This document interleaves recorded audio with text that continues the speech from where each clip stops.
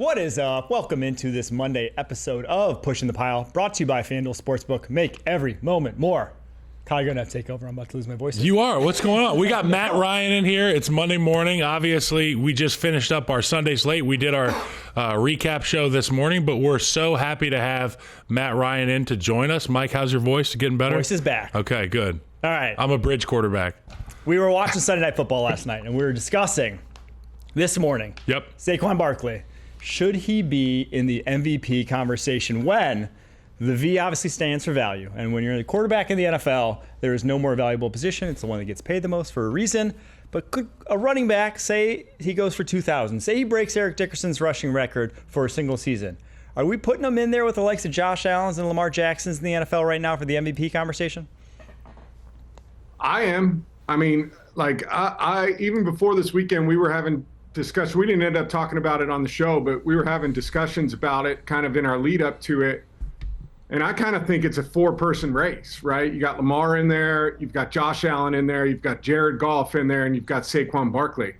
And if his production, like you mentioned, continues to trend the way that it is, right? Say he goes for over 2,000, say they're the 1 seed or the 2 seed. I think there's a very real chance. I think he's a lock for Offensive Player of the Year, which has become kind of whoever the other best offensive player is besides the quarterback position. I think he's a lock for that. Yeah, O-lineman, we get shafted every year in these damn awards, Matt. But I want to hey, Matt, I want to point Who are you giving O-line of the year to then? Penei Sewell. No doubt. He's been awesome. Okay, so I want to talk to you about this because the value add of Saquon Barkley gives you the opportunity to hit home runs as an offense. And we talk about Kansas City with Kareem Hunt and how they can stay on schedule and stay on schedule. First and second down, we'll get 3.5. We'll get 5 on the second down run with Saquon. And that's because they cover guys up at the line of scrimmage. They do a good job on the inside. Philadelphia has the same thing. They may even be bigger and better. And you add Saquon Barkley in there. Now, not only are you getting those base hits that we talk about with that Kansas City offense, but you have real home run potential every time Saquon touches the ball. No doubt. They're not running the football to stay on schedule, right? Like they're running the football to be ahead of schedule and to create explosive plays. And nobody's more committed to running the football than them. And I think it's a really good 1-2 punch, right? You've got Saquon Barkley, who's explosive. You can hand the ball off to him, but you can do some of the zone read stuff with Jalen Hurts. And then you can also do some of the quarterback power, quarterback draw stuff that they're doing when you spread them out and you've got numbers. It's tough. It's really tough to defend what they're doing in the run game. And it's because of, like you said, it's because of the ability of Saquon Barkley to hit a home run at any time. Yeah, I picked him to win Opoi because I don't think people realize the difference between what the Giants were sending out along the offensive line last year and what the Eagles are sending out this year, and just how much of a difference that makes at the running back position. And it's been like 2 yards per carry. He's died and gone to football heaven. How much that is. Worst to first. Let's stop talking about running backs, though. You're a quarterback. Let's talk about quarterbacks, and specifically these rookie quarterbacks, because we're kind of at a point where everyone seems like they are looking like a franchise shake-up. It's shake-up. We have, week in and week out, someone is going off some way, shape, or form. Lately, it's been Bo Nix. Before that, it was Jayden Daniels. This past weekend, Caleb Williams, probably his best game to date. And Drake Maye, if he had receivers, it would look a lot better than it does, but seemingly keeps his head above water every single game. So, feet to the fire right now. If you have to rank them based on their performance of the season to date, how are you ranking the rookie quarterbacks? Number one, I hate doing this. Let me start with that. It's the worst. Like, I hate That's what you signed up for, man. I'm sorry to say it. This is the media. I know. Like, it goes against every fiber of my being because I think all of them are doing really well. If you're including the entire body of work, right, the entire season so far, I think Jayden Daniels still at that number one spot.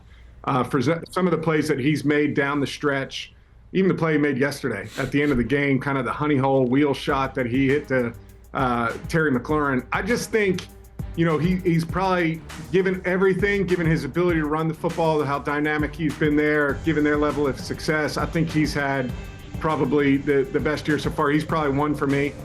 In terms of production, I think it's Bo Nix is two. I think he's gotten better as the year has gone on. is doing a really nice job of taking care of the football, but being aggressive. He's throwing it. He's a better thrower than I think any of us thought coming in. Of deep crossing routes, of seam routes, of in cuts. He's excellent on the move. Caleb Williams is interesting because I think it can't be underlooked. The last 2 weeks, I think he's looked really good. I thought yesterday he looked excellent. Some of the throws that he was making, extending plays, that's the balance for him. I think moving forward is kind of when to know to get rid of it and when to kind of hang on to the football. But I thought in rhythm, he looked really good. What Thomas Brown has done the last couple of weeks has been excellent. So I'd put him at 3 and then Drake Maye at 4. But I really think we're looking at 4 guys who can be the cornerstone of your franchise for the next, 8-10 years, right? Guys that you can hang your hat on week in and week out and feel like you can go win ball games if you get the team right around them.